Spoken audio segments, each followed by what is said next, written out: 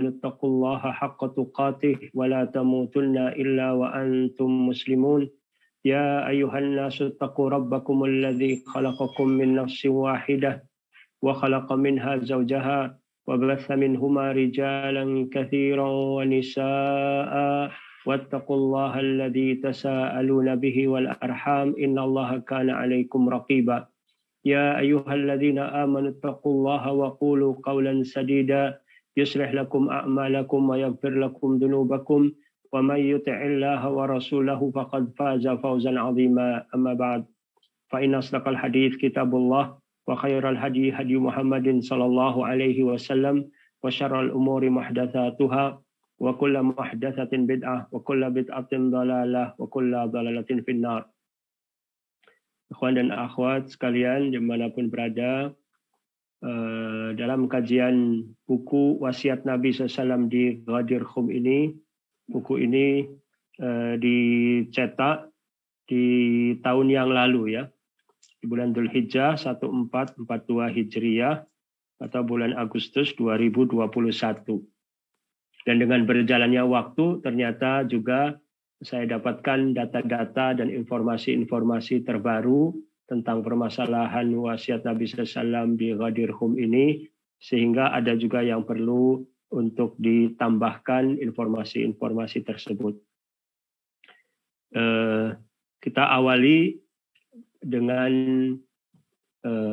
faedah yang bisa kita petik juga ketika kita membahas masalah ini adalah pentingnya kita untuk selalu berdoa kepada Allah SWT agar Allah beri hidayah kepada kita. Dan di antara doa permohonan hidayah juga adalah doa yang dipanjatkan oleh Nabi SAW ketika beliau salat malam, membaca doa iftitahnya, yaitu dengan Allahumma Rabba Jibra'ila wa Mika'ila wa Israfila Fatiras samawati wal ard Alimal ghaibi was syahadah Anta tahkumu baina ibadika fima kanu fihi yakhtalifun ihdini limakhtulifa fihi minal haqqi bi'idnik innaka tahdi man tasha'u ila siratal mustaqim. Ini riwayat dari Imam Muslim dalam sahihnya, di mana putra dari Abdurrahman bin Auf radhiyallahu an bertanya kepada Ummul Mukminin Aisyah radhiyallahu anha, bacaan apa yang dibaca oleh Nabi SAW ketika memulai salat malam.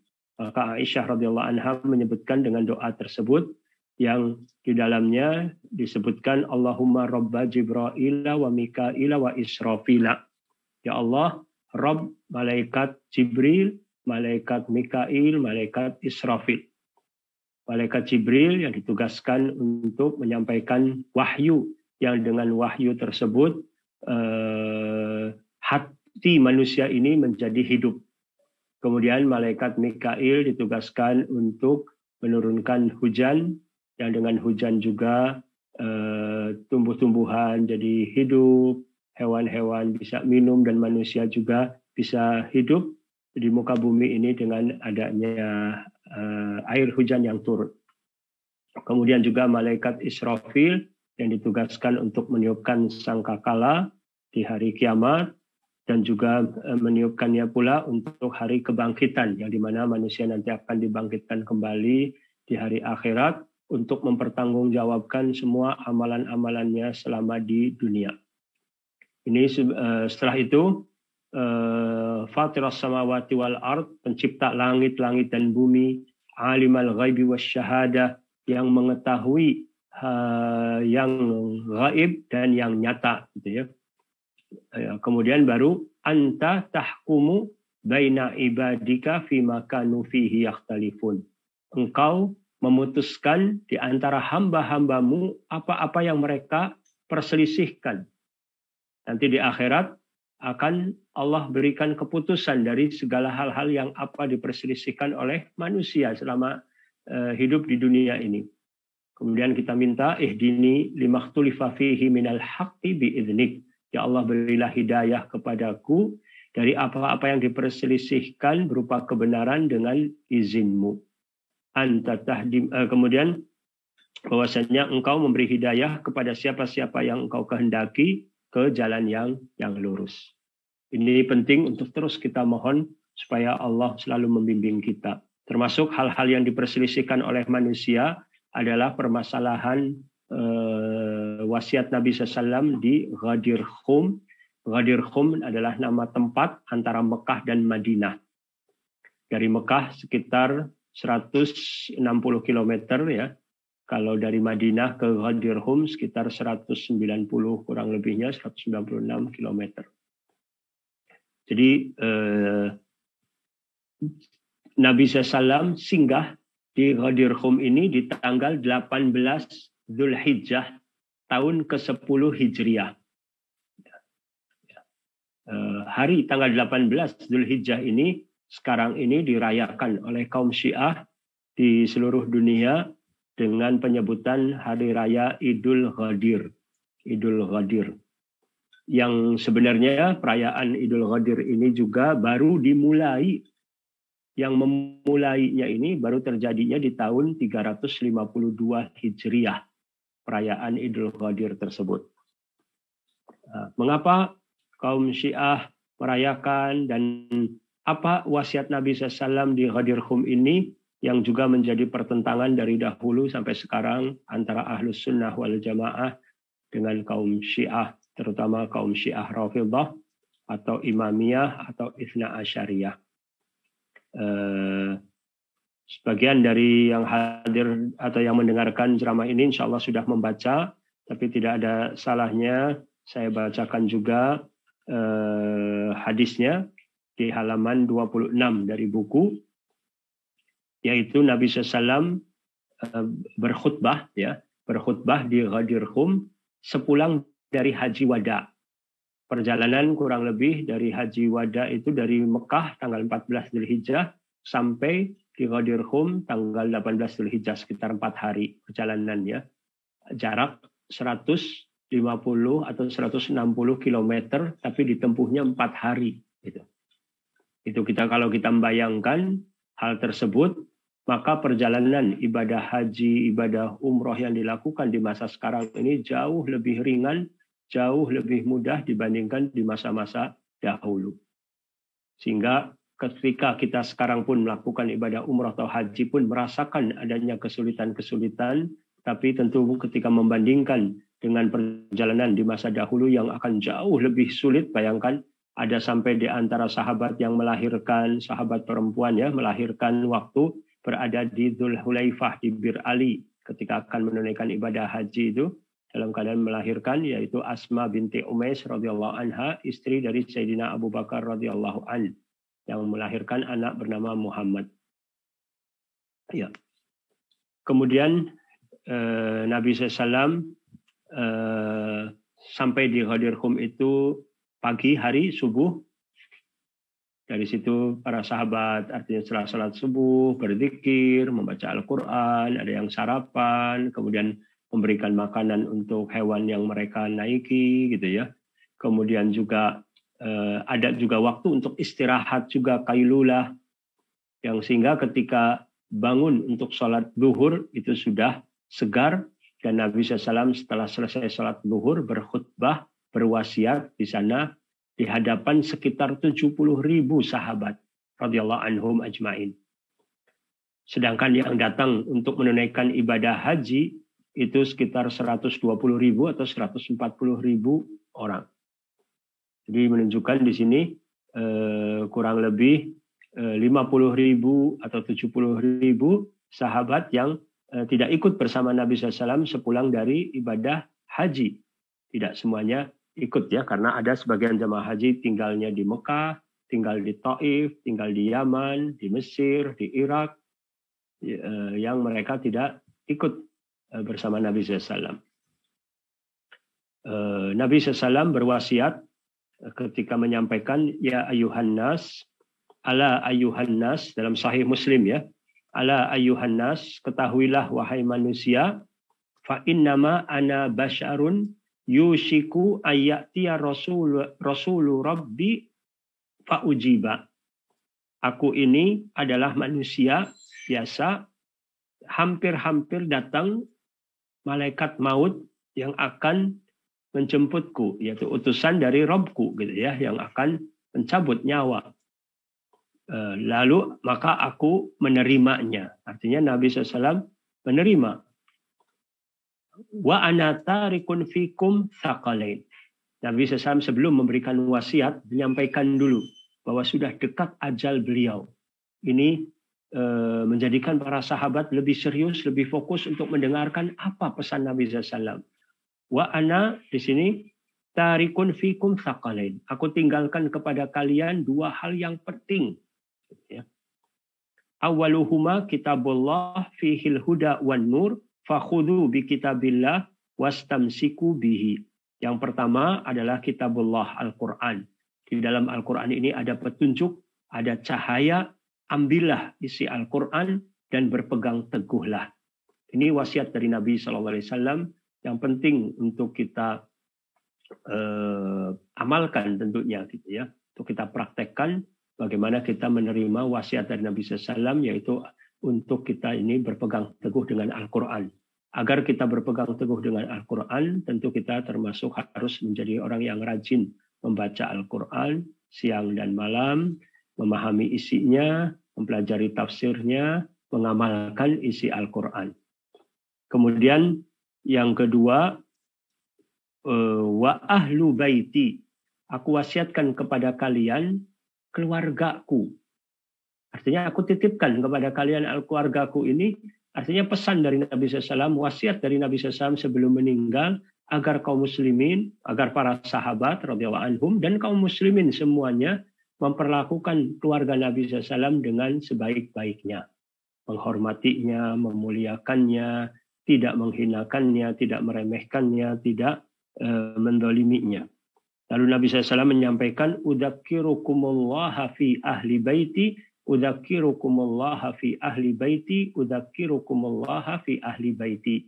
Sampai 3 kali menyampaikan, aku ingatkan kalian akan ahli baitku ini, keluargaku ini. Sampai aku ingatkan kalian kepada Allah. Itu artinya supaya kalian bertakwa kepada Allah, takut kepada Allah, agar menghormati, memuliakan, dan tidak mendolimi keluargaku. Rawi hadis ini bernama Zaid bin Arqam radhiyallahu an. Ketika menyampaikan hadis ini ditanya oleh temannya, siapa sih yang ahlu baitnya Nabi SAW tersebut? Maka Zaid bin Arqam dalam riwayat menyampaikan bahwasanya istri-istri Nabi juga termasuk ahlu bait Nabi SAW. Kemudian juga ada keluarga dari Ja'far, keluarga dari Ali, keluarga dari Aqil, keluarga dari Al-Abbas radhiyallahu anhum ajmain. Itu termasuk keluarga dari Nabi SAW. Yang keturunannya sampai sekarang pun dari Al-Abbas, dari Aqil, dari Ali bin Abi Thalib masih ada sampai sekarang ini. Lalu itu dalam Sahih Muslim ya, hadisnya sahih. Ada lagi riwayat berikutnya yang masih diperdebatkan oleh para ulama apakah sahih atau tidaknya, di riwayat Imam Ahmad, di mana setelah selesai khutbah singkat lalu Nabi SAW bertanya, bukankah aku lebih utama bagi kaum mukminin melebihi diri mereka sendiri? Kemudian Nabi SAW mendatangi Ali radhiyallahu an yang sedang duduk menghampiri Ali, kemudian mengangkatnya untuk berdiri bersama dan menggandengnya. Lalu beliau bersabda, man kuntu maulahu fa'aliyun maulahu. Allahumma walin man walahu wa adin man adahu. Barang siapa menjadikan aku sebagai maulanya, maka jadikanlah Ali sebagai maulanya.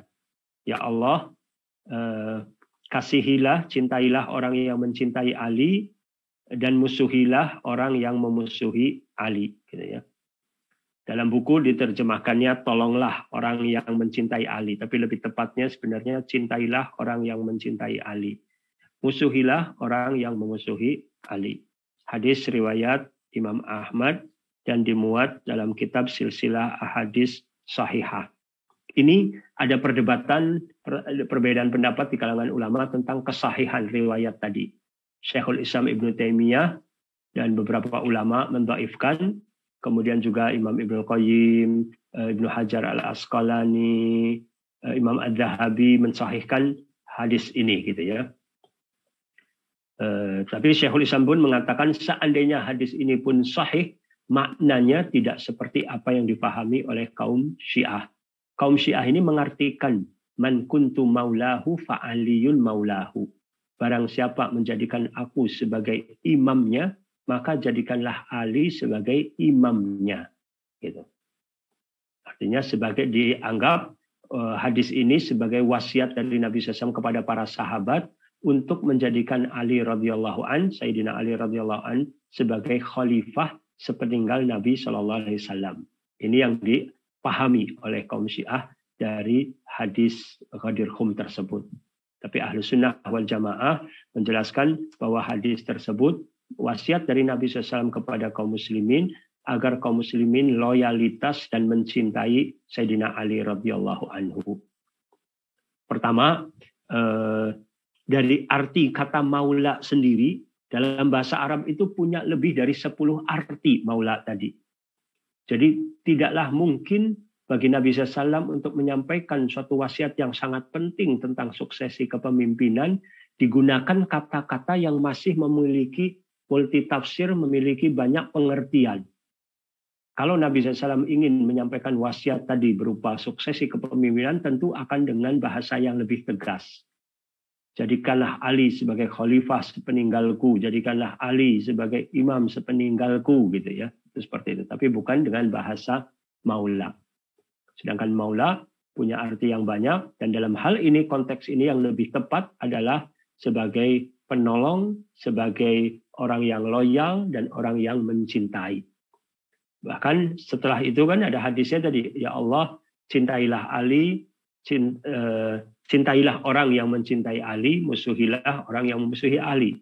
Jadi ada korelasi antara kata-kata sebelumnya dengan kata-kata sabda Nabi SAW sesudahnya tadi. Ini sudah sangat jelas. Kemudian juga dalam buku ini juga dibahas bantahan-bantahan secara logika juga, seandainya Rasulullah SAW ingin memberi wasiat setelah peninggal beliau ini untuk Ali radhiyallahu Sayyidina Ali radhiyallahu anhu sebagai imam, tentu Nabi SAW akan menyampaikannya di haji, waktu haji, di hadapan jumlah kaum muslimin yang lebih banyak. Dan juga Nabi SAW juga akan menegaskannya lagi setelah sampai di Madinah. Ketika itu beliau sakit, beliau akan menegaskan lagi, tapi tidak ada wasiat yang hal dengan menyampaikan tentang wasiat siapa pemimpin setelah beliau. Siapapun tidak ada dari Nabi SAW secara tegas, tidak ada. Yang ada hanyalah isyarat-isyarat saja bahwa Nabi SAW menghendaki Abu Bakar radhiyallahu an, Sayyidina Abu Bakar radhiyallahu anhu sebagai imam kaum muslimin, dengan isyaratnya apa? Ketika Nabi SAW sakit, jatuh sakit, datang ketika tidak lama datang dari Madinah, dari haji ya ke Madinah, Nabi SAW memerintahkan Abu Bakar, Sayyidina Abu Bakar radhiyallahu anhu untuk jadi imam kaum muslimin dalam salat. Ini sebagai isyarat bahwasanya beliaulah yang lebih pantas. Tapi Nabi SAW tidak ada secara tegas menyatakan Sayyidina Abu Bakar radhiyallahu anhu untuk jadi khalifah, tidak ada. Menginginkan kaum muslimin bermusyawarah untuk menentukan siapa pemimpin di antara mereka. Tapi isyarat-isyaratnya banyak ya. Sebelumnya juga waktu haji di tahun ke-9 Hijriah, Nabi SAW memerintahkan Sayyidina Abu Bakar radhiyallahu anhu untuk menjadi Amirul Hajj. Ada seorang perempuan datang kepada Nabi SAW, kemudian bertanya, ya Rasulullah, kalau aku nanti datang lagi, engkau sudah tidak ada, kepada siapa aku datang? Rasulullah SAW menyebutkan kepada Abu Bakar radhiyallahu anhu. Ini diantara isyarat-isyarat. Kemudian juga kaum para sahabat ini adalah orang-orang yang amanat, orang-orang yang setia kepada Nabi SAW. Pengorbanan mereka untuk perjuangan di jalan agama ini sangat hebat sekali. Tidak mungkin mereka itu berkhianat, sepakat untuk berkhianat, tidak melaksanakan wasiat Nabi SAW. Sehingga ketika Nabi SAW wafat, kaum Ansar itu bermusyawarah di Saqifah Bani Sa'idah untuk memilih pemimpin. Karena mereka tidak mendengar Nabi SAW memberikan wasiat. Tidak ada wasiat tersebut. Jadi kalau seandainya ada wasiat, tentu mereka tidak perlu lagi untuk bermusyawarah lagi. Itu tidak mungkin lagi. Pasti mereka akan setia kepada Nabi SAW, melaksanakan wasiat Nabi SAW. Bahkan Sayyidina Ali radhiyallahu anhu dan orang-orang dekatnya, tidak ada satupun mereka yang menyampaikan bahwasanya sesudah ada wasiat untuk saya menjadi imam, tidak ada. Sayyidina Ali radhiyallahu anhu waktu menyampaikan di Kufah hadis tadi, hadis di Ghadirhum, itu berkenaannya dengan masalah ketika ada perselisihan. Adanya perselisihan intern, adanya sampai terjadi peperangan, maka untuk diingatkan lagi, Nabi SAW berpesan agar kaum muslimin loyal kepada Sayyidina Ali radhiyallahu anhu. Tapi bukan berarti diambil dari hadis ini untuk mendiskreditkan, untuk menjatuhkan, untuk mencela para sahabat yang lain yang berseberangan pada saat itu ijtihadnya dengan Sayyidina Ali radhiyallahu anhu. Karena Nabi SAW berpesan, la tasubbu ashabi, jangan kalian mencela sahabat-sahabatku, dan Allah Subhanahu wa taala juga telah ridha dengan para sahabat sebagaimana Allah sebutkan dalam surat Al-Fath ketika Allah menyatakan ridhonya kepada orang-orang yang telah berbaiat di baiatur ridwan. Kemudian Allah juga menyatakan ridha juga di ayat lainnya, di surat lainnya, wasabiqunal awwalun minal muhajirin wal ansar walladzina tabauhum bi ihsan radhiyallahu anhum wa radu an. Allah ridha kepada mereka dan mereka pun ridha kepada Allah. Para sahabat jasanya sangat besar sekali. Adapun apabila terjadi perselisihan di kalangan para sahabat, maka kita tidak boleh mencela mereka. Kita bisa mengatakan bahwasanya ijtihad dari Sayyidina Ali radhiyallahu anhu lah yang benar, ijtihad dari yang lain yang berseberangan itu keliru ijtihadnya. Tetapi mereka pun di akhirnya mereka menyesal semuanya. Bahkan Sayyidina Ali radhiyallahu anhu pun menyesal ketika terjadinya peperangan, adanya yang terbunuh di antara kaum muslimin, menyesal sekali, sedih sekali. Kemudian juga Ummul Mukminin Aisyah radhiyallahu anha juga sering menangis, menyesali, dan hubungan mereka pun antara Sayyidah Aisyah radhiyallahu anha dengan Sayyidina Ali radhiyallahu anhu pun sangat baik sekali setelah pasca perang Jamal gitu ya. Kemudian terjadi perang Siffin pun adanya perbedaan dalam hal skala prioritas, di mana waktu itu Sayyidina Muawiyah radhiyallahu anhu menjabat sebagai gubernur di Syam, tidak ingin berbaiat kepada Sayyidina Ali radhiyallahu anhu sampai Sayyidina Ali radhiyallahu anhu menangkap dan menghukum para pembunuh Sayyidina Utsman radhiyallahu anhu yang mati terbunuh atau dibunuh secara zalim. Sayyidina Ali radhiyallahu anhu menginginkan untuk membunuh para pembunuh Sayyidina Utsman radhiyallahu anhu, tapi beliau tidak ingin melakukannya saat itu karena dianggap kalau dilakukan saat itu juga akan menimbulkan dampak yang buruk, peperangan saudara akan semakin lebih dahsyat, lebih besar. Jadi ditunda terlebih dahulu sampai nanti waktu yang tepat. Disinilah ada perbedaan yang akhirnya menimbulkan perselisihan di antara kaum muslimin. Jangan sekali-kali kita terjerumus dalam hal mencela kepada para sahabat yang jasanya sangat besar sekali bagi kaum muslimin. Ya. Kemudian juga secara logika juga tidak mungkin Nabi SAW berwasiat untuk Sayyidina Ali radhiyallahu anhu menjadi khalifah, ya, karena contoh saja di sini para sahabat ketika Sayyidina Abu Bakar radhiyallahu anhu menjadi khalifah di akhir hayatnya ketika sakit, beliau berwasiat memerintahkan Sayyidina Utsman radhiyallahu anhu sebagai sekretaris beliau untuk mencatat wasiat. Wasiatnya apa? Isinya ketika nanti saya meninggal, maka yang menjadi imam, yang menjadi khalifah adalah Sayyidina Umar bin Khattab radhiyallahu anhu. Itu penunjukan dari Sayyidina Abu Bakar radhiyallahu anhu. Perpindahan dari Sayyidina Abu Bakar ke Umar radhiyallahu anhu, Sayyidina Umar dengan cara wasiat tertulis penunjukan. Sampai ketika Sayyidina Abu Bakar radhiyallahu anhu meninggal dunia, para sahabat semuanya ketika dibacakan wasiat tersebut sepakat membaiat Sayyidina Umar bin Khattab radhiyallahu anhu. Padahal waktu Sayyidina Abu Bakar radhiyallahu anhu berwasiatnya secara tertulis dan sangat terbatas sekali orang yang mendengarkan wasiat beliau tersebut. Ini bayangkan ya. Tapi para sahabat semuanya setia dan taat. Bahkan Sayyidina Ali radhiyallahu anhu pun membaiat Sayyidina Umar bin Khattab radhiyallahu anhu taat kepada wasiat dari Sayyidina Abu Bakar radhiyallahu anhu. Jadi mustahil ketika para sahabat sampai sekitar 70.000 orang mendengar Nabi SAW menyampaikan wasiat, bahwasanya mereka kemudian menentangnya, gitu ya. Walaupun saya yakini ketika Nabi SAW menyampaikan wasiat itu mungkin tidak semuanya bisa mendengar langsung ya karena keterbatasan dari sisi suara misalnya. Tetapi tentu para sahabat yang tidak mendengar pun akan bertanya apa isi tadi kepada para sahabat yang mendengar secara langsung dekat dari Nabi SAW. Sehingga mereka mengetahui isi dari wasiat Nabi SAW. Apalagi tokoh-tokoh dari para sahabat yang tentu ketika Nabi SAW berwasiat posisi mereka sangat dekat dengan Nabi SAW. Nah, ini menunjukkan kalau kita meyakini adanya wasiat tersebut, berarti kita menuduh para sahabat radhiyallahu anhum itu sebagai pengkhianat. Na'udzubillah min dzalik ya. Ini ada suatu perbuatan zalim menuduh para sahabat yang kedudukannya sangat tinggi dengan tuduhan yang keji. Ini hati-hati, jangan sampai seseorang terjerumus kepada tuduhan yang sangat besar ini.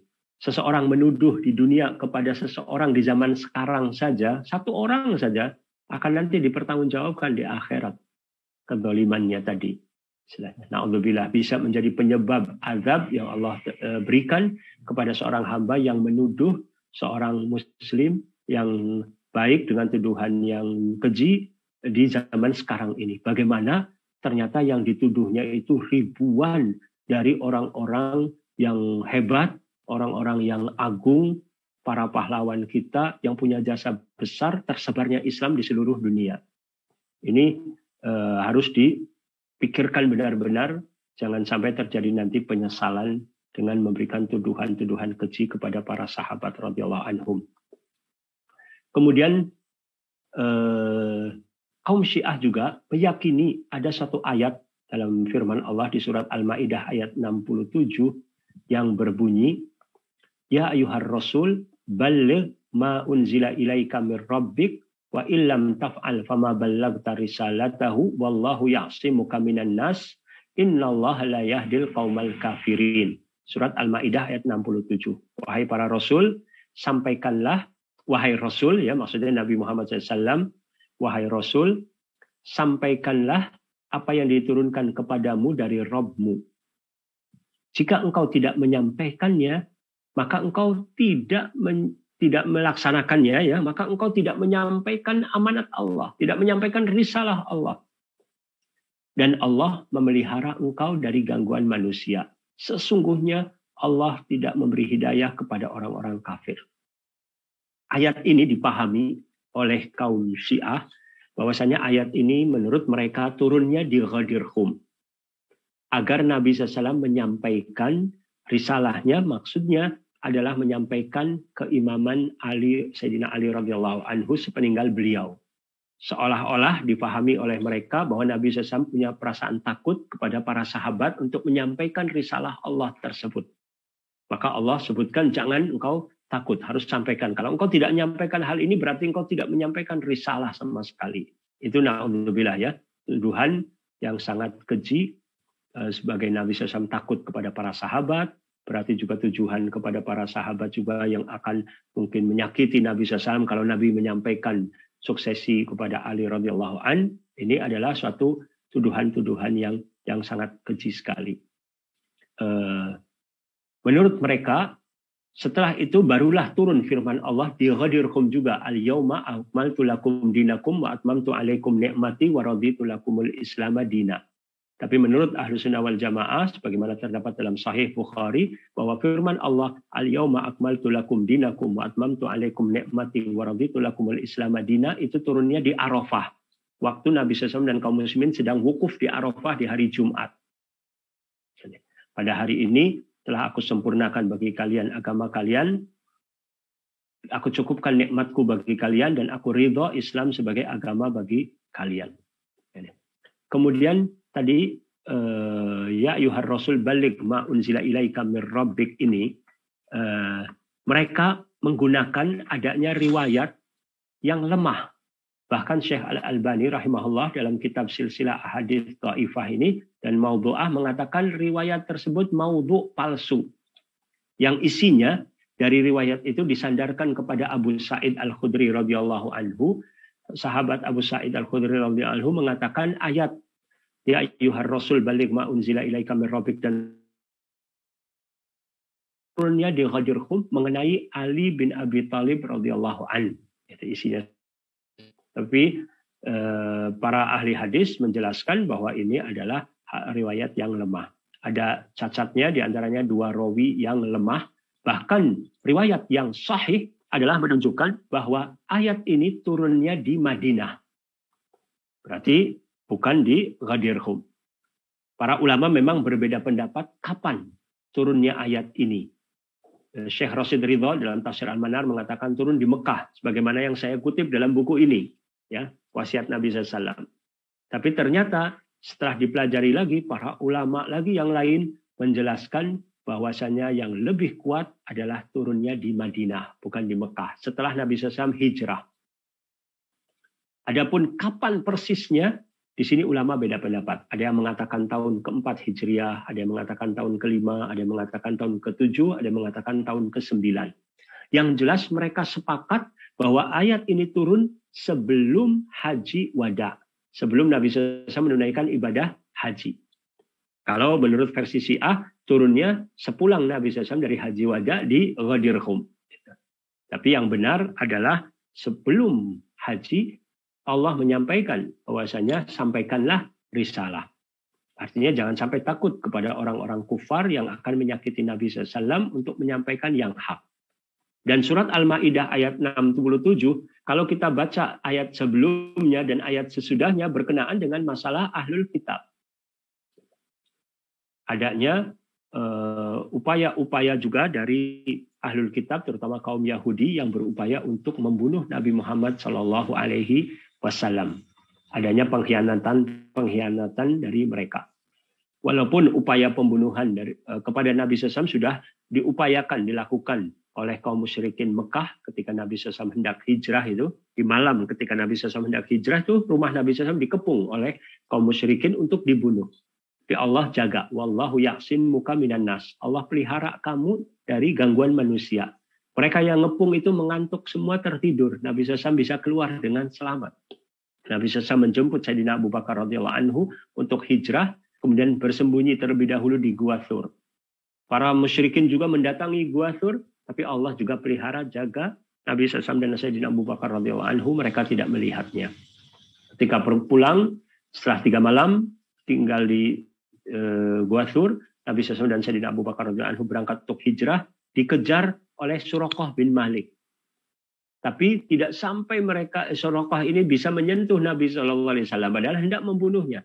Kuda yang dinaikinya jatuh tersungkur sampai 3 kali terus. Ketika sudah dekat pada Nabi SAW, jatuh lagi. Sampai akhirnya disuruh oleh Nabi SAW untuk pulang. Tapi Nabi SAW mengingatkan bahwa nanti Suraqah termasuk juga yang akan melihat jatuhnya kekuasaan Persia, Imperium Persia, ya, yang sampai nanti dia akan memakai gelang-gelang Kisra, gitu. Yang sampai akhirnya terjadi di masa Khalifah Sayyidina Umar radhiyallahu an. Ini menunjukkan bahwasannya Nabi SAW dijaga terus oleh Allah SWT. Yang ketika sampai di Madinah, Nabi SAW ini sering dijaga oleh para sahabat. Ketika sedang safar, ya, ketika sedang beristirahat, itu dijaga, apalagi malam hari. Ketika ayat ini turun, Nabi SAW memerintahkan sahabat yang menjaganya ini untuk pergi.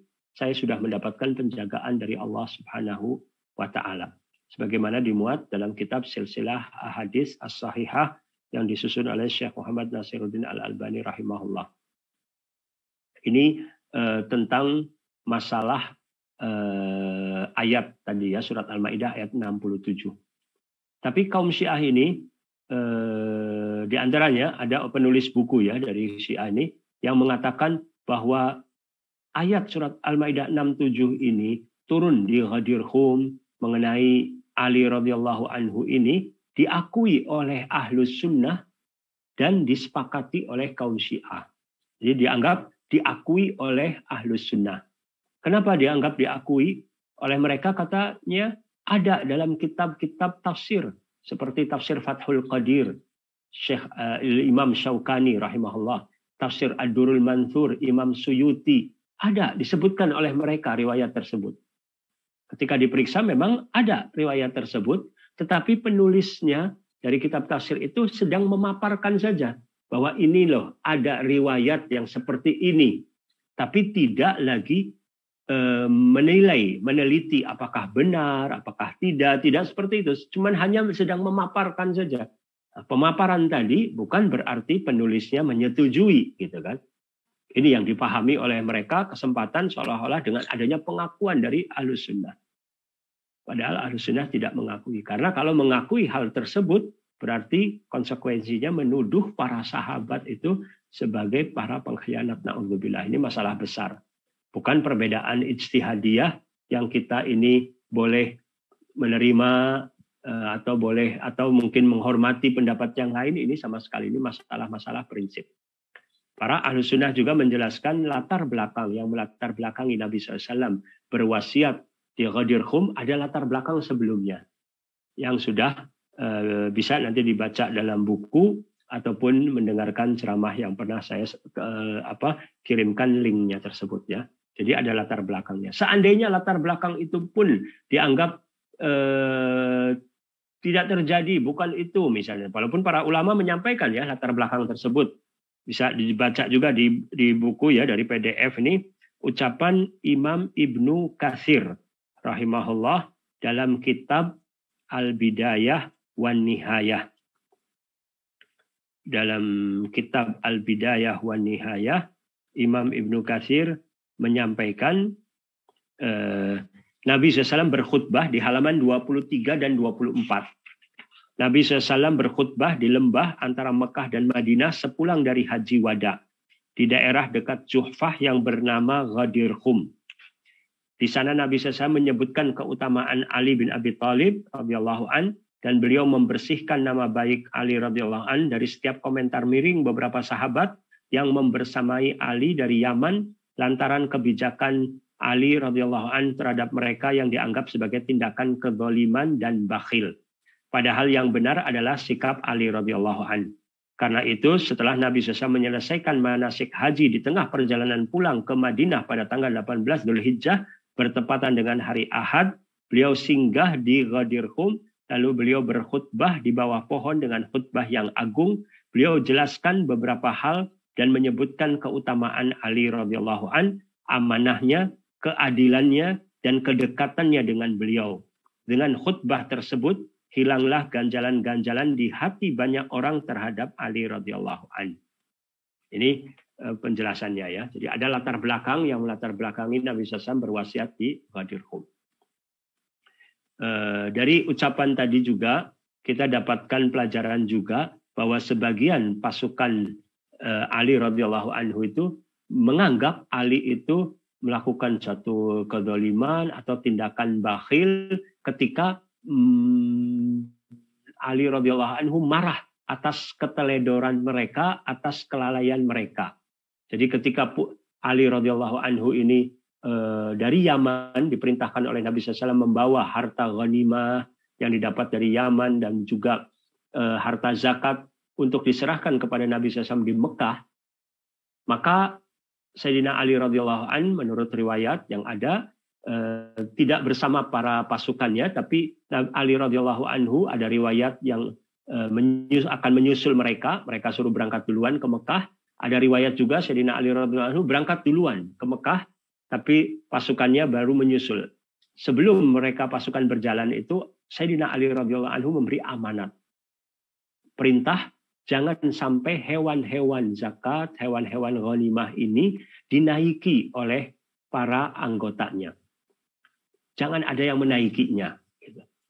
Dan juga pakaian-pakaian baru yang akan diserahkan kepada Nabi SAW, jangan ada yang memakai. Tapi ternyata mereka melanggar. Sebagian dari pasukan Ali radhiyallahu anhu saat itu orang-orang yang baru masuk Islam. Yang mungkin dalam hal ini tarbiyahnya masih belum kuat dan mereka mungkin berijtihad di jalan ketika hewan tunggangan mereka sudah lelah, mereka berpikir ini ada hewan tunggangan belum dinaiki gitu kan. Apa salahnya kita naiki dulu gitu, bergantian kan gitu. Tapi Sayyidina Ali radhiyallahu anhu sebagai pemimpin melarang. Karena ini amanat yang akan disampaikan kepada Nabi SAW, hewannya jangan sampai di Mekah malah jadi lelah, jatuh sakit. Padahal perjalanan tanpa membawa beban saja itu juga sudah lelah gitu kan. Kemudian pakaian baru juga tidak boleh dipakai sampai diberikan kepada Nabi SAW. Ini luar biasa ya, pelajaran tentang masalah amanat. Tentang masalah ketaatan kepada pemimpin selama bukan dalam hal maksiat. Dalam masalah amanat ini juga penting sekali bagi kita ini juga untuk kita ini berupaya terus untuk bisa menjalankan amanat dengan sebaik-baiknya. Hidup di dunia ini juga amanat untuk beribadah kepada Allah. Kita sebagai kepala rumah tangga juga amanat, diberi tanggung jawab juga untuk memberi nafkah dan juga mendidik, membimbing keluarga ke jalan yang diridhai oleh Allah SWT. Kita bekerja juga, itu juga amanat juga untuk bisa menunaikan pekerjaan dengan sebaik-baiknya. Apalagi juga kalau sampai kita ini diberi amanat juga untuk menerima dana dari umat misalnya. Dari umat kaum muslimin dan lain sebagainya, harus benar-benar dijalankan dengan sebenar-benarnya. Saya teringat sekitar 30 tahun yang lalu, seorang guru saya mengajak saya untuk pergi beli sound system untuk masjid. Beliau ini keluar, masuk dari satu toko ke toko yang lain, lama tidak beli. Nawar ini harganya berapa, yang ini bagaimana. Terus dia berusaha cari harga yang termurah, tapi dengan kualitas yang terbaik. Saya sampai capek sekali, lelah sekali kok. Nggak cepat-cepat beli, udah kurang lebih pikir saya gitu kan. Tapi beliau katakan ini uang umat, ini amanat. Saya harus cari yang terbaik. Berbeda kalau uang milik saya pribadi, saya mau beli barang saya pribadi, nggak usah urusan. Saya cepat-cepat beli, kurang lebih sedikit, nggak usah nawar, nggak apa-apa. Tapi ini amanat. Sampai demikiannya perbuatan yang beliau lakukan ini terkesan sekali di hati saya, sampai sekarang 30 tahun pun masih terkesan. Dan beliau pun sering mengingatkan ketika seorang diamanati misalnya motor inventaris ataupun apa, benar-benar harus dijaga, dipelihara seperti barang milik sendiri. Nah, ini evaluasi bagi kita terus untuk benar-benar kita hati-hati, jangan sampai menjalankan amanat atau memegang uang umat ini akhirnya digunakan untuk hal-hal yang sia-sia atau bahkan sampai tidak sesuai dengan apa yang diamanatkan oleh pemiliknya misalnya di awal. Tapi apabila adanya suatu lembaga, adanya pribadi yang mungkin melakukan satu kekurangan, kesalahan, dan lain sebagainya, tapi kita lihat juga jasanya dan perbuatan baiknya juga sudah banyak yang dilakukan untuk umat, maka perlu juga kita bersikap objektif untuk tidak kemudian kita yang ada hanya mencela dan lain sebagainya, tapi yang kita lakukan adalah suatu hal yang positif untuk bisa mengawasi, mendoakan, kemudian juga mengingatkan, amar ma'ruf nahi mungkar, memperbaiki kesalahan-kesalahan, tapi bukan dengan cara yang ada adalah dengan cara menjegal, menghujat, mencela, mencaci maki, apalagi kalau sampai menuduh yang tuduhannya ternyata tidak sesuai dengan apa yang kenyataannya. Berarti terjerumus nanti ke dalam perbuatan kedzaliman. Kemudian juga tadi dari ucapan Imam Ibnu Katsir rahimahullah juga adanya tuduhan dari seorang kepada Sayyidina Ali radhiyallahu anhu sebagai orang yang bakhil gitu ya. Jadi terkadang bisa saja orang salah dalam menilai gitu ya. Karena keterbatasan ilmu ya, karena keterbatasan informasi dan tidak adanya juga saat itu juga mungkin belum adanya tabayun ya, konfirmasi dan lain sebagainya, akhirnya bisa cepat-cepat memberikan kesimpulan yang negatif. Tapi alhamdulillah para sahabat saat itu punya sumber rujukan. Ketika punya masalah mereka menyampaikan, mengadukan kepada Nabi Muhammad SAW. Hanya saja Rasulullah SAW di Mekah saat itu sedang sibuk untuk ibadah haji.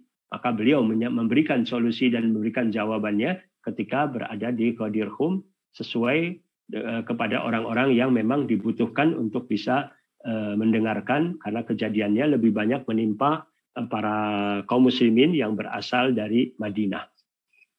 Ini. Ala kulli hal itu yang bisa saya sampaikan ya. Kemudian di bagian penutup juga adanya pelajaran-pelajaran yang penting untuk kita semuanya. Di bagian penutup di halaman 75 ya. Cinta membutuhkan pengorbanan, mengingatkan tentang perjalanan haji, perjalanan dakwah, menuntut ilmu, tentu banyak-banyak kesulitan-kesulitannya, tapi kita tidak merasa bahwa hal itu hal yang berat, tidak mengeluh, tetapi yang ada adalah menikmati segala kesulitan tersebut, bersyukur kepada Allah Subhanahu wa taala sehingga akan terasa ringan. Berbagai macam kesulitan yang dialami akan terasanya ringan. Kemudian juga berkenaan dengan masalah kemuliaan nasab. Kemuliaan nasab itu dengan dasar keimanan kepada Allah dan amal saleh. Kemuliaan nasab sama sekali tidak meninggikan derajat mukmin apabila tanpa disertai amal saleh. Kemudian juga tidak ada jaminan bagi keluarga Nabi SAW ini untuk mendapatkan syafaat dari Nabi Muhammad SAW, untuk mendapatkan jannah. Tidak ada jaminan. Gitu. Nabi SAW tidak menjamin kalau keluarganya, anak cucunya berarti pasti akan artinya selamat. Tidak. Gitu. Kalau memilih jalan kesesatan, apalagi naudzubillah jalan kekufuran dan lain sebagainya, tidak ada yang bisa menjamin. Gitu. Tapi di sini pentingnya di mana Nabi SAW juga pernah menyampaikan ya dalam hadis yang diriwayatkan oleh Imam Bukhari, wahai Bani Abdul Manaf, tebuslah diri kalian dari Allah. Wahai Bani Abdul Muttalib, tebuslah diri kalian dari Allah, dari azab Allah ya. Wahai Ummu Zubair bin Awam, bibi Rasulullah SAW yang bernama Sofiyah ya binti Abdul Muttalib radhiyallahu anha. Kemudian juga wahai Fatimah binti Muhammad, tebuslah diri kalian dari azab Allah. Aku tidak berkuasa melindungi diri kalian dari murka Allah. Mintalah kepadaku harta sesuka kalian. Artinya silakan kalau mau minta harta, aku memilikinya, aku berikan. Tapi kalau untuk minta selamat adalah di sini iman dan amal saleh dari masing-masing. Ini penting gitu ya. Kemudian juga kemuliaan nasab yang Allah berikan ini sebenarnya amanat yang harus dipikul, yaitu dengan memberikan keteladanan yang baik, dengan menjalankan Islam yang benar. Ini seharusnya demikian, sehingga akan mendapatkan cinta yang semakin cinta dari umat. Jangan sampai akhirnya malah mencoreng nama baik Rasulullah SAW dengan melakukan perbuatan-perbuatan yang menyalahi tuntunan Rasulullah SAW.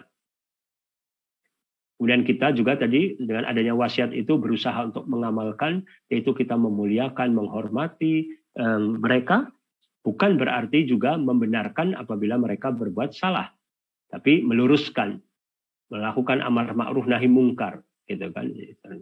Tetapi dalam hal-hal yang lainnya penting bagi kita untuk terus mempraktekkan untuk menghormati, memuliakan keluarga Nabi SAW dengan harapan bahwa kita mendapatkan sebagai rasa cinta kita kepada Rasulullah SAW dan mengharapkan mendapatkan ridho dari Allah Subhanahu Wa Taala. Misalkan artinya mungkin ada hutang dari mereka kita anggap lunas. Ketika kita membeli barang dari mereka, misalnya kita tidak menawar, misalnya itu sekedar contoh-contoh yang bisa kita lakukan dalam rangka memberikan penghormatan kepada mereka dari keluarga Nabi Shallallahu Alaihi Wasallam. Membantu, menolong, walaupun kita menolong sesama muslim yang lain pun sama gitu ya. Tapi ketika bahwa ini dari keluarga Nabi SAW, maka kita memberikan lebih perhatian yang lebih, membantu dan lain sebagainya. Jangan sampai justru ahlu bid'ah yang menghormati, memuliakan mereka dibandingkan dari ahlu sunnah yang lebih berhak untuk menghormati dan memuliakan mereka.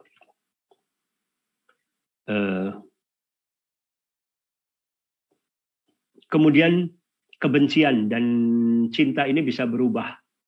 Sebagaimana sebagian sahabat yang sebelumnya benci kepada Sayyidina Ali radhiyallahu an, ketika mendapatkan nasihat dari Nabi SAW berubah 180 derajat menjadi orang-orang yang sangat mencintai Sayyidina Ali radhiyallahu an.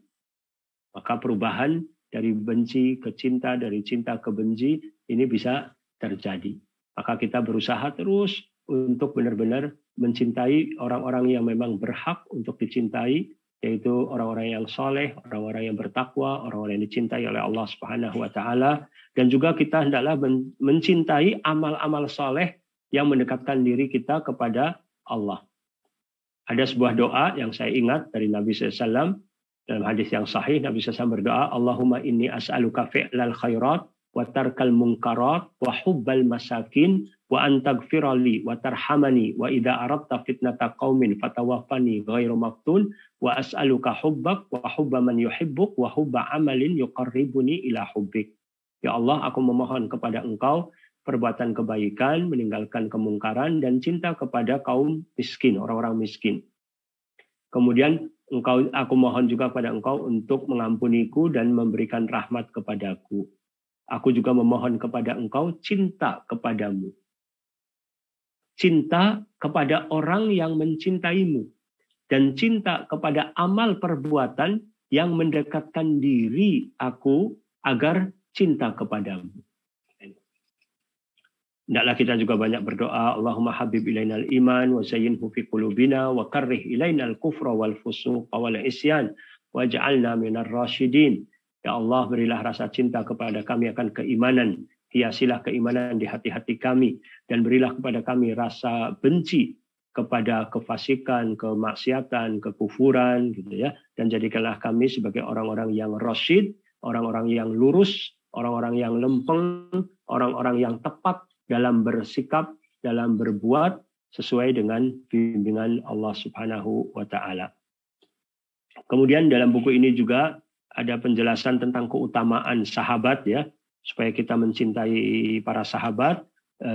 Maka kita membaca firman Allah di surat Al-Baqarah 137, fa in amanu bimithli ma amantum bihi faqad ihtadaw. Jika mereka telah beriman sebagaimana yang kalian berimani, yaitu kalian di sini para sahabat, sungguh mereka telah mendapatkan hidayah. Jadi di sini ada standar keimanan yang benar adalah keimanan yang diimani oleh para sahabat radhiyallahu anhum. Surat Al-Baqarah 137. Kemudian juga ada ayat-ayat yang menceritakan tentang keutamaan sahabat juga di surat Al-Hasyr ayat 8 dan ayat 9. Sebagaimana di buku dimuat di halaman 82 atau 81, 82, 83. Kemudian ada juga penjelasan juga dalam buku ini juga di halaman 81. Sesungguhnya daya rusak karena kesalahan metodologi dalam memahami dan mengamalkan Islam lebih dahsyat dari bom Hiroshima dan Nagasaki. Kerusakan infrastruktur akibat bom bisa cepat diperbaiki kembali. Tapi kerusakan akibat kesalahan metodologi dalam memahami dan mengamalkan Islam akan diturunkan kepada anak cucu bergenerasi sehingga mengakar dan tidak mudah untuk diperbaiki. Jadi ini menunjukkan betapa bahayanya kesalahan dalam hal metodologi, dalam hal manhaj, dalam memahami dan mengamalkan Islam. Yang lebih berbahaya dari kerusakan-kerusakan yang bersifat fisik tadi. Adanya bencana, banjir, gempa bumi misalnya ya, bencana tsunami dan lain sebagainya, itu jauh lebih ringan dibandingkan kerusakan dari satu pemahaman, metodologi dalam memahami Islam. Maka kita selalu terus berdoa kepada Allah SWT agar Allah membimbing kita ke jalan yang benar. Kita teringat firman Allah SWT di surat Al-Kahfi, Qul hal nunabbi'ukum bil akhsarina a'mala alladzina dhalla sa'yuhum fil hayatid dunya wa hum yahsabuna annahum yuhsinuna sun'a. Katakanlah, maukah kami beritahukan kepada kalian orang yang paling rugi amalannya, yaitu mereka yang sesat usaha mereka di dunia, tapi mereka merasa telah berbuat sebaik-baiknya. Sebagian manusia merasa telah berbuat sebaik-baiknya, tapi padahal apa yang mereka lakukan itu mendapatkan kemurkaan dari Allah Subhanahu wa Ta'ala. Jangan sampai itu terjadi pada diri kita. Itulah inti dari apa yang disusun dalam buku wasiat Nabi SAW mengenai Ghadir Hum. Semoga bermanfaat.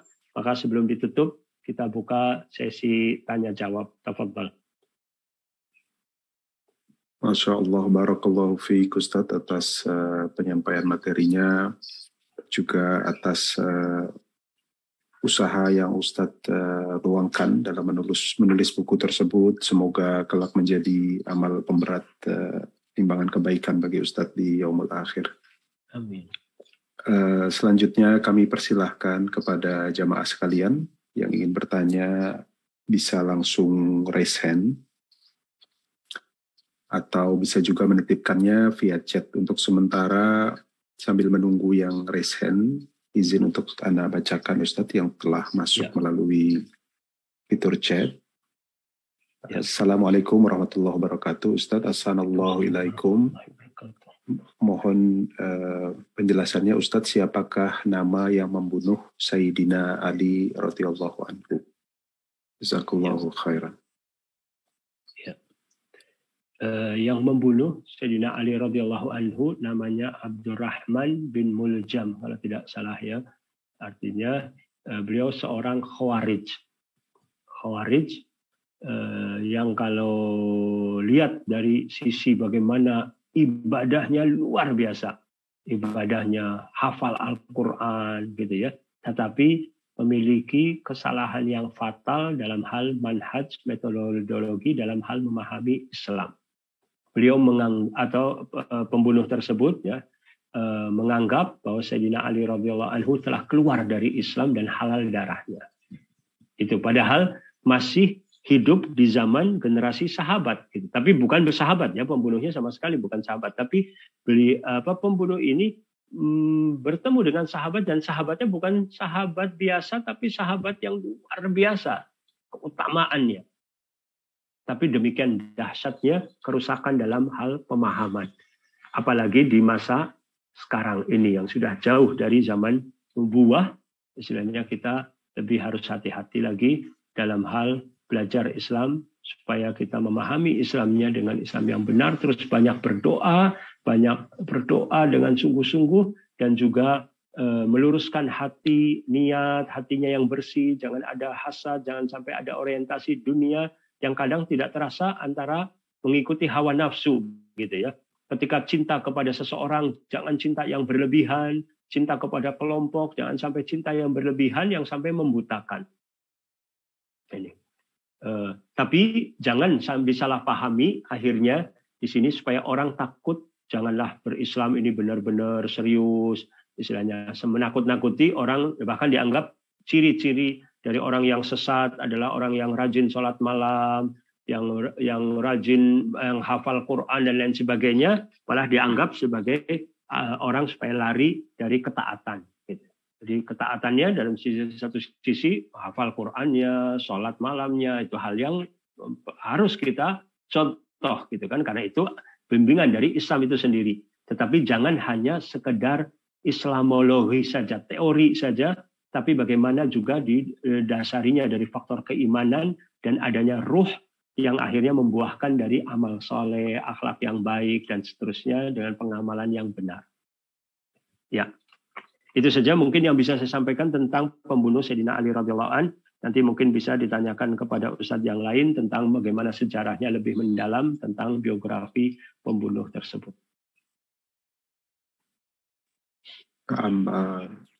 Assalamualaikum Ustaz.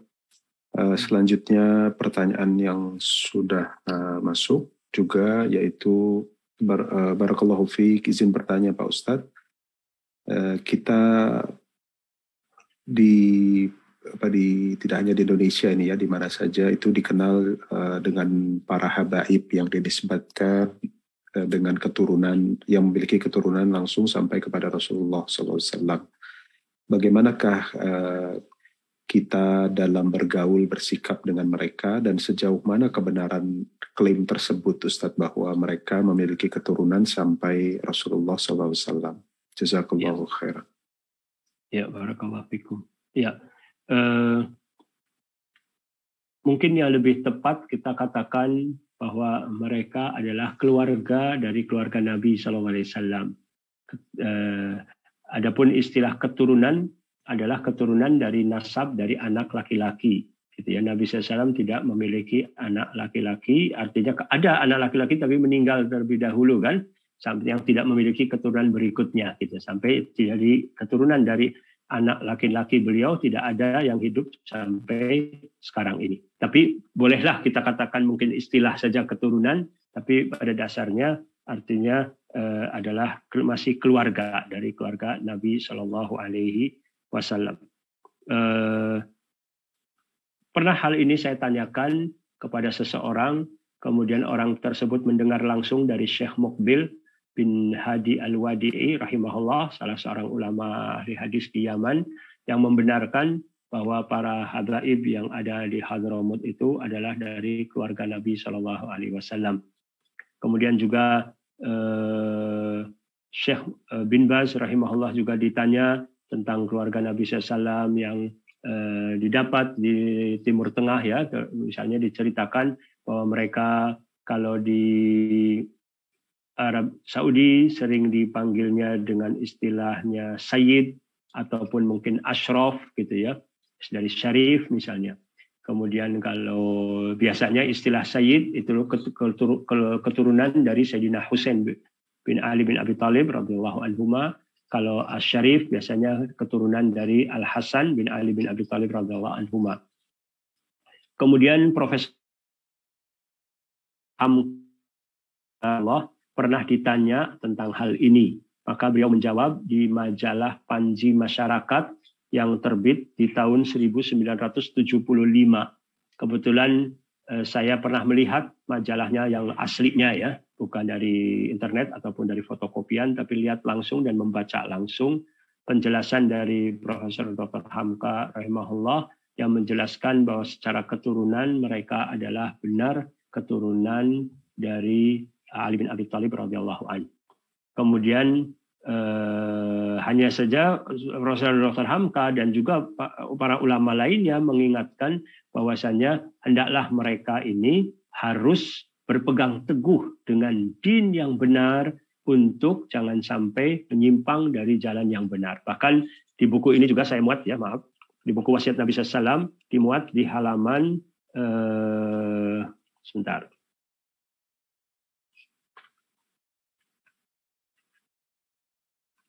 Di halaman 26 insyaallah Ustaz. 26, Masya Allah, tabarakallah. Sebentar. Sebentar. Ini sama tidak yang dicetak sama yang di PDF ya? Di sini, ya, kalau yang di buku ini, sebentar. Di halaman 37. Profesor Dr. Hamka rahimahullah berkata, jadi pantaslah kalau kita ulangi seruan seorang ulama besar Alawi yang telah wafat di ibu kota ini, yaitu Sayyid Muhammad bin Abdurrahman bin Syahab, agar generasi-generasi yang datang kemudian dari turunan Alawi hendaklah berpegang teguh atau memegang teguh agama Islam, menjaga pusaka nenek moyangnya, jangan sampai tenggelam pada pengaruh peradaban Barat. Seruan Sayyid ini pun semoga memelihara kecintaan dan penghormatan umat Muhammad SAW, yaitu kaum muslimin terhadap mereka, terhadap Ahlul Bait. Artinya nasihat kepada mereka yang mendapatkan keutamaan sebagai orang-orang yang termasuk keluarga Nabi SAW, hendaklah berpegang teguh dengan din Islam ini. Jangan menyimpang dari jalan yang lurus. Jadi di sini di satu sisi mempraktekkannya seperti yang saya katakan, atau di sini juga maaf, saya bawakan juga ucapan Profesor Dr. Muhammad Mokhtar Singkiti sebagai contoh-contoh saja ya, yang untuk di halaman 39. Hukum asal terkait Ahlul Bait adalah memuliakan dan menghormati mereka, tidak menghinakan dan merendahkan mereka. Siapa yang nasabnya terbukti sampai kepada Rasul SAW, atau sampai kepada Ali, Aqil, Ja'far, dan Abu Talib, dan Al-Abbas ya, ini tambahan dari penerjemah, maka ditetapkan sebagai orang yang harus dimuliakan dan dihormati. Jika Anda tidak tahu atau ragu akan kebenaran nasabnya, maka tanyalah kepada orang yang mengerti atau carilah informasi terkait. Masalahnya sekarang mungkin tadi, seorang ragu apakah benar atau tidak. Misalnya, kita mau nanya ke orang yang ahli nasab, misalkan juga sulit untuk kita mendapatkan. Maka lebih selamatnya adalah bagi kita adalah menganggap bahwa itu informasi yang benar. Dan kita mempraktekkan wasiat Nabi SAW untuk menghormati, memuliakan Ahlul Bait. Kan gitu istilahnya. Dibanding kita kemudian mengingkari, mengatakan tidak benar, bohong, tidak sesungguhnya tidak sampai. Kalau sampai ternyata benar di sisi Allah, malah kita sudah mengingkari sesuatu yang benar, atau bahkan sampai dengan alasan karena tidak benar kemudian kita melecehkan, merendahkan, menghina Na'udzubillah min dzalik, berarti kita melanggar wasiat Nabi Shallallahu Alaihi Wasallam. Gitu kan. Kemudian beliau juga mengatakan, Syekh Profesor Dr. Muhammad Mukhtar Singkiti, hafizahullah, sebagian orang berlebihan dalam memuliakan keluarga Nabi SAW sampai jatuh kepada hal-hal yang haram. Artinya jangan sampai berlebihan di sini, terjerumus kepada kultus nantinya. Sebagian lagi malah ada yang merendahkan, meremehkan, atau bahkan menghinakan mereka. Adapun yang diyakini oleh ahli sunnah wal jamaah ialah memuliakan mereka tanpa berlebihan dan tidak meremehkan. Memuliakan ahlul bait berarti memuliakan Nabi SAW. Jangan sampai ahlu bid'ah yang justru memuliakan mereka. Karena sesungguhnya ahli sunnah wal jamaah lebih berhak untuk memuliakan keluarga Nabi SAW. Kalau ada seorang dari keturunan keluarga Nabi SAW datang ke rumahmu, maka muliakanlah dia, penuhilah kebutuhannya, sanjunglah dia, berbuat baiklah kepadanya sebagai bentuk ketaatan dan taqarrub, mendekatkan diri kepada Allah Subhanahu wa Ta'ala. Apabila ada keturunan keluarga Nabi SAW sebagai tetanggamu atau temanmu dalam pekerjaan, maka jagalah dia sebaik-baiknya. Istimewakan dia dengan sikap-sikap baik kepadanya. Apabila Anda tahu ada janda, anak yatim, atau siapa saja dari keluarga mereka yang membutuhkan bantuan, maka segeralah bantu mereka. Mudahkanlah urusannya, ringankanlah bebannya, selesaikanlah problemnya, sehingga mereka merasakan keutamaan yang Allah berikan kepada mereka, dan memotivasi mereka agar menjaga nikmat sekaligus amanat tersebut dengan sebaik-baiknya. Sungguh Allah telah memuliakan mereka, maka hendaklah mereka memuliakan Islam.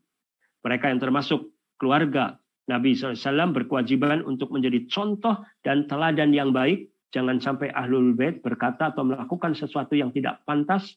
Kemuliaan nasab harus dijaga dengan berpegang teguh dengan agama Islam secara konsisten dan konsekuen. Ya. Ini nasihat yang sangat berharga dari para ulama kita. Itu saja mungkin yang bisa saya jawab berkenaan dengan pertanyaan tersebut. Assalamualaikum Ustaz. Terima kasih atas penjelasannya. Selanjutnya sudah ada yang raise hand, jamaah dari USA, Kanada. Tafadhali Ummu Ammar. Iya, jazakumullahu khairan host, dan assalamualaikum warahmatullahi wabarakatuh Ustadz. Jazakumullahu khairan atas kitabnya sudah kami baca, alhamdulillah, dan kami dengar penjelasannya dari Ustadz langsung. Semoga Allah Subhanahu wa Ta'ala memberkahi Ustadz, keluarga Ustadz, juga orang tua Ustadz dimanapun berada. Ustadz, ini ada beberapa pertanyaan dari ummahat di USA, Kanada. Yang pertama adalah, Ustadz mohon nasihatnya, bila kita berdoa, apakah kita boleh merutinkan dengan menutup dengan sholawat setiap waktu kita berdoa? Takutnya kalau dirutinkan ini bid'ah. Mohon nasihatnya. Kemudian Ustadz, seperti tadi yang Ustadz jelaskan bahwa kita bermanhaj salaf, walaupun amalannya tidak banyak, yang penting ada dalilnya. Saya sudah berusaha melakukan itu, tetapi majelis-majelis saya masih juga ada yang tidak sesuai. Sebenarnya saya khawatir, tetapi di sisi lain itu adalah grup-grup belajar saya sejak awal, Ustadz. Jadi saya sulit untuk meninggalkannya dan merasa sampai saat ini masih bisa menjaga hati untuk berhijrah, menjalankan amalan-amalan sesuai yang dinasihatkan oleh para asatizah. Jazakumullahu khairan atas nasihat Ustaz. Ya, barakallahu fiik. Tentang masalah doa, para ulama kita menganjurkan bahwa doa yang baik adalah dimulai dengan bacaan pujian kepada Allah Subhanahu wa Ta'ala, kemudian disertai salawat kepada Nabi SAW, kemudian baru isi doa, kemudian baru ditutup juga dengan salawat dan pujian kepada Allah Subhanahu wa Ta'ala. Itu idealnya demikian. Adapun nanti kita mungkin dalam kondisi tertentu mungkin hanya doa saja, insya Allah juga tidak mengapa gitu ya.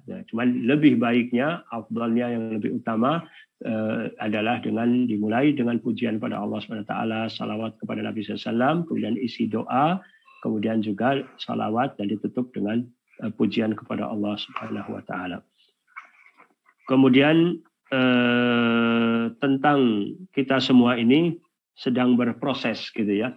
Kita meyakini manhaj yang benar adalah manhaj salaf gitu ya.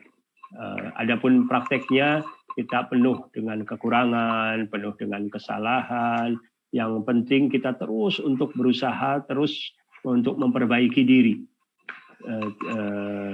Terus saling mengingatkan juga kepada yang lain.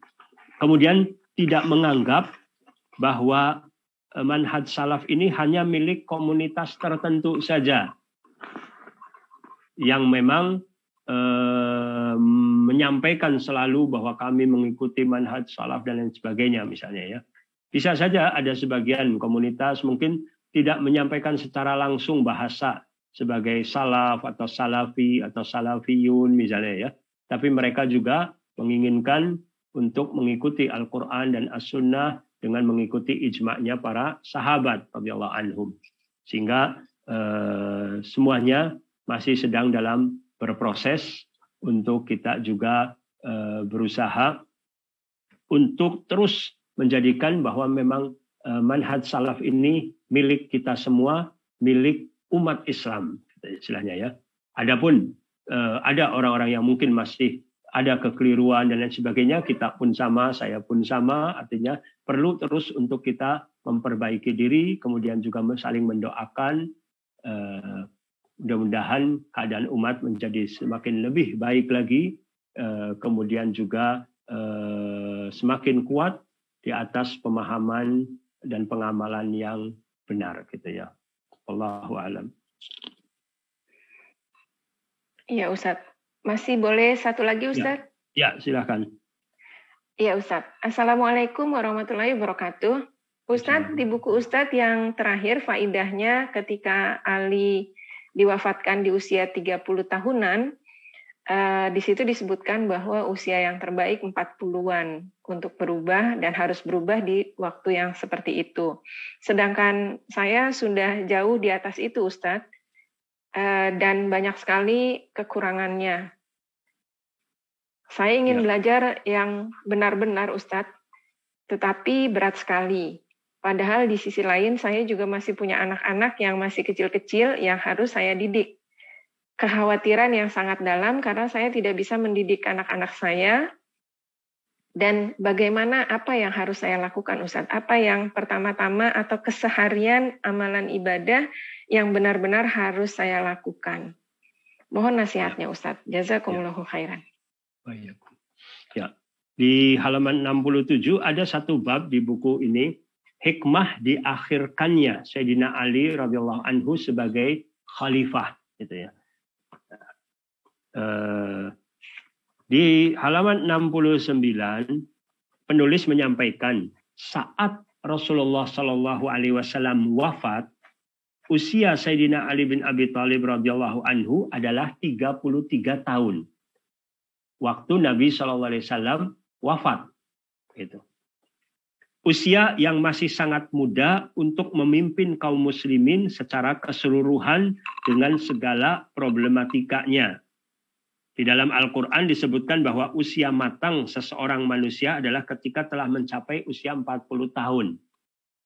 Bukan berarti tidak boleh seorang usia muda di bawah 40 tahun memimpin satu misalnya negeri misalnya ya, istilahnya bukan berarti tidak boleh.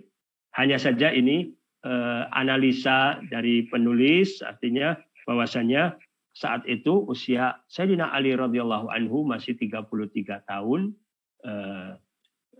Tetapi pada saat Nabi SAW wafat masih ada orang-orang yang lebih berhak untuk menjadi pemimpin umat. Pertama juga diantaranya tentu dari ketakwaannya, kesolehannya, kematangannya, kedekatannya dengan Allah SWT, kedekatannya dengan Rasulullah SAW, dan juga dari sisi usia sudah di atas 40 tahun. Itu sebagai pembahasan saja, artinya dari sisi kadang orang belum paham gitu kan, maka penulis ingin menyampaikan kepada umat saat itu Sayyidina Ali radhiyallahu anhu masih berusia 33 tahun gitu kan istilahnya. Bukan berarti tidak boleh, tapi kembali kaum muslimin sepakat memilih Sayyidina Abu Bakar radhiyallahu anhu. Yang ternyata memang orang yang terbaik, yang setelah Rasulullah Shallallahu Alaihi Wasallam, gitu ya. Saat itu pembahasannya seperti itu. Kemudian juga dari bab ini penulis menyampaikan dari ucapan dari Sayyid Abul Hasan Ali Al-Hasani An-Nadawi rahimahullah dalam salah satu bukunya menyebutkan saja bahwasanya di antara hikmahnya diakhirkannya Khalifah Ali radhiyallahu anhu menjadi khalifah ini juga supaya tidak ada tuduhan yang disampaikan kepada Rasulullah SAW bahwasanya Rasulullah SAW memimpin umat ini untuk nanti keluarganya. Ternyata Nabi SAW setelah meninggal yang memimpinnya bukan dari keluarga beliau, gitu, memimpin umat. Jadi bukan dalam hal ini mengajarkan untuk memilih untuk dari sisi seperti dinasti, dari sisi kekeluargaan, tapi bukan. Itu di antara hikmah, gitu ya, istilahnya hikmah yang ada. Ala kulli hal, adapun tadi pertanyaan ketika kita sekarang usianya sudah di atas 40 tahun atau bahkan sudah lebih dari itu, apa yang bisa kita lakukan, gitu ya, luar biasa. Saya pernah berkunjung ketika pergi ke Medan ya, menengok seorang ustadz yang sudah sepuh. Saya ingin minta nasihat dari beliau, tapi justru beliau berendah hati mengatakan, saya minta nasihat apa yang bisa saya lakukan di usia tua ini. Luar biasa ya. Padahal banyak sekali yang dia lakukan berupa zikir, berupa amal soleh, amar ma'ruf nahi mungkar, memberikan nasihat, bersedekah, dan lain sebagainya.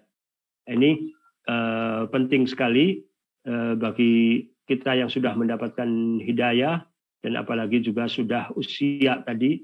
Kita teringat ya, Nabi SAW menyebutkan bahwa usia umatku ini di antara 60 sampai 70 tahun gitu ya. Kalau lebih dari itu bonus ya.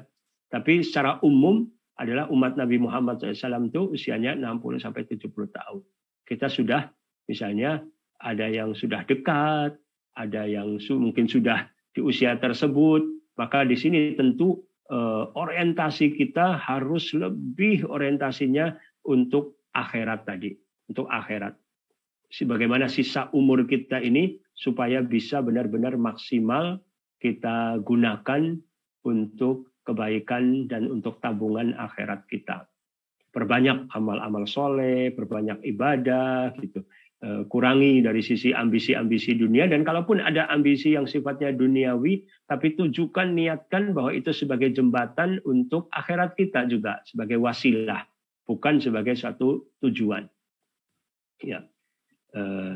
Berbanyak juga doa, diantaranya Rabbi auzi'ni an ashkura ni'mataka allati an'amta alayya wa ala walidayya wa an a'mala salihan tardahu wa adkhilni birahmatika fi ibadikas salihin.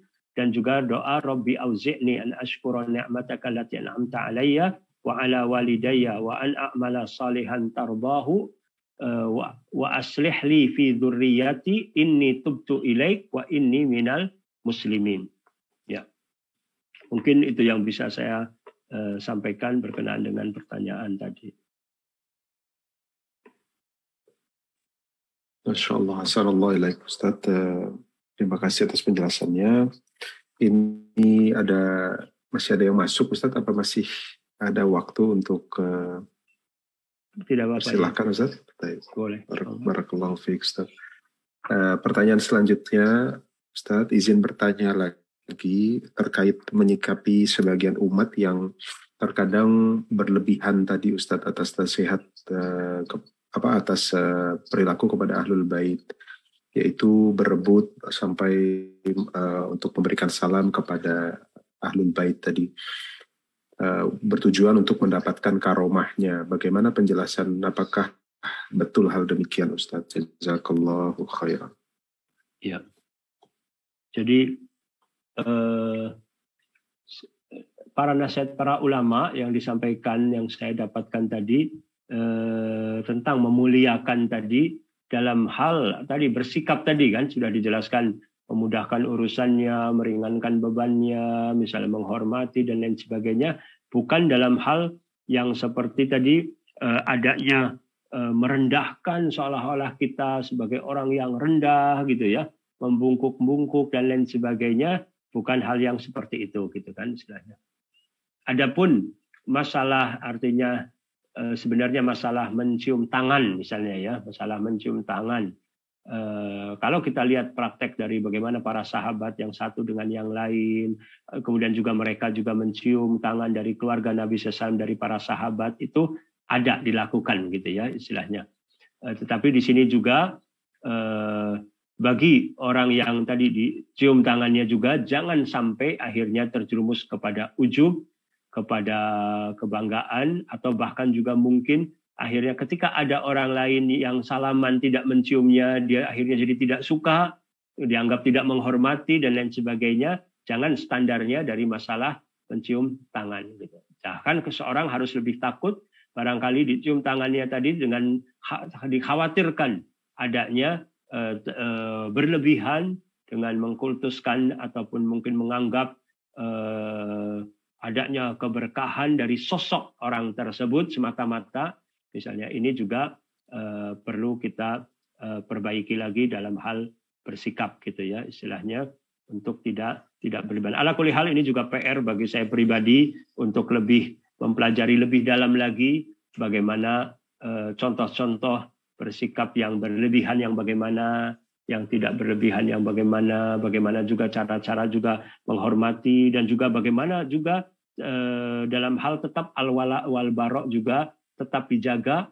Artinya ketika adanya penyimpangan, ketika adanya kesesatan gitu kan, maka seorang juga harus membela agama Allah ini juga untuk membantah gitu kan, bukan dalam rangka untuk menyakiti secara pribadinya atau bahkan menyakiti keluarga Nabi SAW, sama sekali tidak, tetapi adalah dalam rangka membela kebenaran dan menyampaikan yang hak. Tapi kembali dasarnya jangan sampai timbul ada pada diri kita sifat hasad atau iri, dengki karena adanya kemuliaan yang Allah berikan kepada sebagian hamba-hamba Allah. Jangan sampai hal itu terjadi pada diri kita. Tapi yang ada adalah penuh rasa kasih sayang, menginginkan hidayah untuk semua manusia apabila mungkin, dan tentunya untuk mereka yang masih termasuk keluarga Nabi SAW. Apabila mereka keliru, apabila mereka sesat, kewajiban kita untuk menyelamatkan mereka, mengorbankan diri kita, harta kita, waktu kita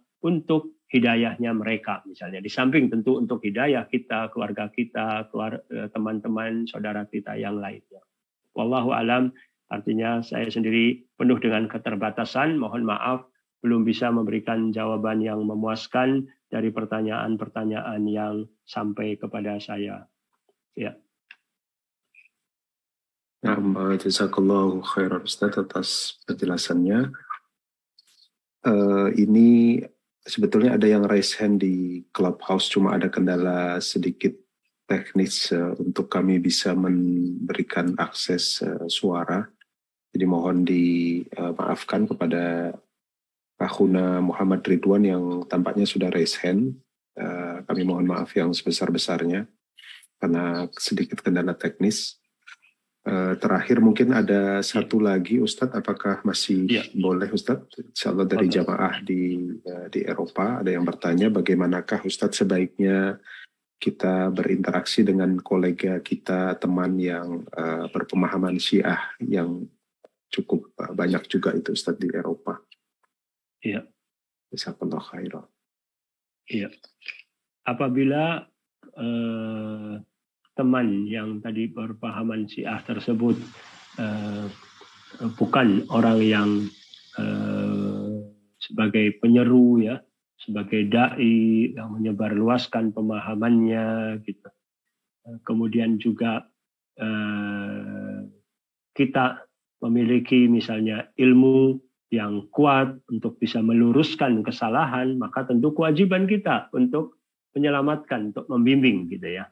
Tapi kalau kondisi kita sendiri masih baru belajar, yang kita juga khawatir terkenanya syubhat-syubhat, kerancuan, yang seolah-olah nanti yang disampaikan informasi-informasi yang seolah-olah sebagai suatu kebenaran, padahal sebenarnya itu suatu kebatilan, cuman kita tidak mampu untuk memberikan penjelasan dan memahami yang sesungguhnya, maka tentu di sini kita menghindari untuk berinteraksi yang jauh lebih dekat yang lebih intens kepada mereka gitu. Tapi kita tetap doakan misalnya ya, karena juga saya yakin masih banyak dari mereka ini juga yang sebenarnya belum mengetahui, belum memahami, dan mereka juga masih menginginkan tentunya untuk mendapatkan ridha Allah, mendapatkan jannah.